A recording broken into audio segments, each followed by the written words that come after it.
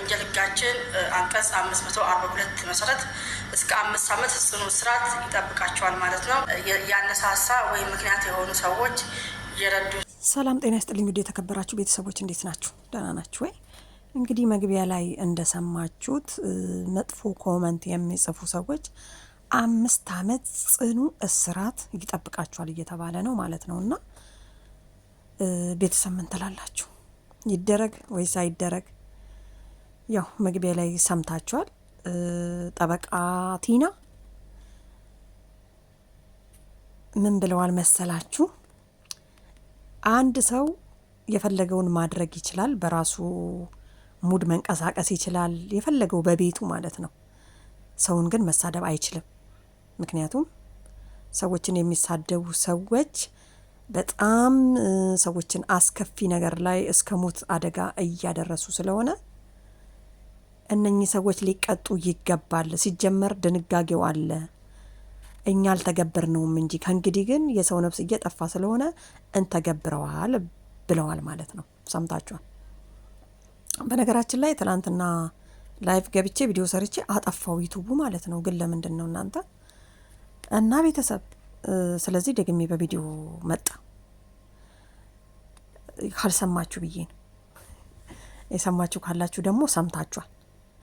እና እኔ ደስ ብሎኛል ማለት ነው። እንደኔ ከሆነ በጣም ስድብ ፈራለሁ፣ ዱላ ይሻለኛል። እና በቃ ቪዲዮ ምናምን ነገር ልሰራ ልገባ ምናምን ልና የሆነ ስሜት ይሰማኛል። ምክንያቱም የሆነ ሰው ቢገብቱ ቢሰድበኝስ ምናምን፣ ለነገሩ አይሰድቡኝም ግን አሰድቡኝም ምናልባት ብዬ ነው እንደ ድንገት። ሲጀመር እዚህ ሚዲያ ላይ አንድ ሰው ሲመጣ ስድቡንም ደስታውንም ሁሉን ነገር ተቋቁሞ ለመስራት ይመስለኛል። ስለዚህ እንኳን አይደለም ሰው አንድን ሰውን አንቺ እንዲነሽ አንተ እንዲነህ ምናምን ሳይሆን ዘር ማንዘር ራሱ አይቀርም።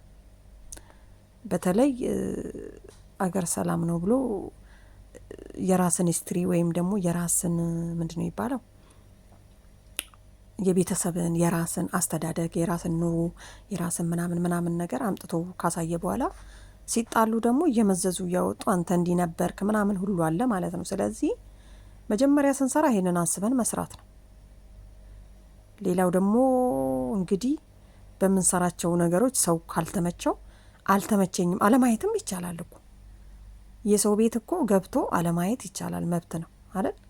ስለዚህ ሰውን ከምንሳደብ ግን ትንሽ ቅር ያለኝ ነገር አብዛኛውን ጊዜ ዩቱብ ወይ የሆነ ብቻ ስንጠቀም ቲክቶክ ሊሆን ይችላል፣ ፌስቡክ ሊሆን ይችላል፣ አለንትን መክፈት ጀምሯልና አለ ቁጥር ግን በኢሜይል ነው። እንዴት ነው መታወቅ የሚቻለው? ግን ቪዲዮውን ስትሰራ እሷ መታወቅ ይቻላልና እንይዛለን ተብላችኋል ማለት ነው። እኔ ተሳዳቢ ስላልሆንኩ ምንም አንተን በደሞ እኮ ሴቶችን ናቸው በጣም የሚሳደቡት። ሴቶች ወንዶችን አይሳደቡም። በጣም የሚገርመው ነገር ማለት ወንዶች ሴቶችን አይሰድቡም። ሴቶቹ ግን ሴቶቹን እንዴት እንደሚሰድቡ እንዴት ነው ሴት ሆነን ሴቶችን በሴቶች ላይ ቀናት ይሄን ያህል ማለት ነው። አስባችሁታል? እንግዲህ አይታችኋል። ሰሞኑን አሁን በኮመንት የተነሳ ነው ህይወቷ ያለፈው እህታችን ብለው በጣም ሲያዟዙሩ ነበርና ግን ልጅቷ በዚህ የምትበገር አይደለችም እኔ ሳስባት። ምክንያቱም ከየት ተነስታ የት እንደደረሰች የምታቅ ጀግና ሴት ናት። በራሷ ሙድ ነው ምንድነው የምትሄደው ማለት ነው። የሰው ቪዲዮ እንኳን አሰራ። ግን ኮመንቶች ከስር ያሉት ምናምን ድሮ የሚያውቋት ሴቶች ተቀይራ ስላዩዋት ስለበለጠቻቸው ነው የሚሳደቡት። እርግጠኛ ነኝ ገብታችሁ ብታዩ ማለት ነው። እና እሱ በሱ አይመስለኝም። አሁን እንደውም እየወጣ ያለው በጣም ኢንተርቪው የሚያደርጉት እንትን ነበርና በራሷ ይሆናል አይደል? በራሷ ያልተመቻት ነገር ሊኖር ይችላል ብዬ ነው የማስበው። እና ያው እቺ ልጅ እንግዲህ በሷ ሰበብ ለሌሎቹም ትምህርት ይሆናል ተብሎ የወጣ ማስጠንቀቂያ ነው።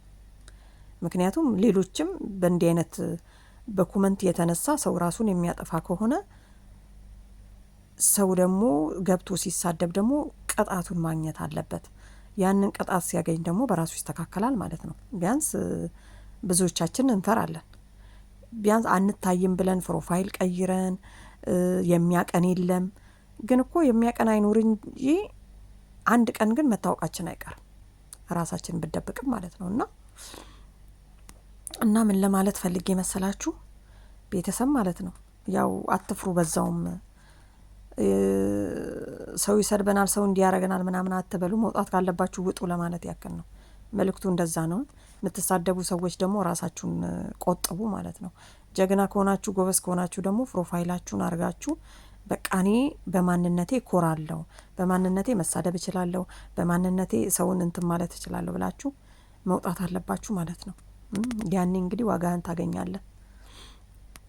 እና ለሴቶች ወንዶች ናቸው፣ ለሴቶች ሴቶች ናቸው የሚሳደቡት። ይሄ የታወቀ ነው። ወንዶች ልጆች ብዙም ሴቶችን አይሳደቡም። በጣም እኔ ካየሁት አንጻር ከገመትኩት፣ እናንተ ራሱ እንደዚህ አይነት ነገር ሊያጋጥማችሁ ይችላል ብዬ አስባለሁ። እና በጣም ገብታችሁ ስታዩ ሴቶች ናቸው የሚሳደቡት ከስር። በተለይ በጣም የሚያውቁት ጓደኞቻቸው ምናምን ተቀይረው ሲያዩ፣ እኔ እንኳን የሴት ጓደኛ የለውም እግዚአብሔር ይመስገን፣ ብቻዬን ነው የምኖረው የምንም። እና ቤተሰብ ይሄንን ይመስላል። ለማንኛውም መልካም ቀን ተመኘውላችሁ። ወዳችኋለሁ። ባይ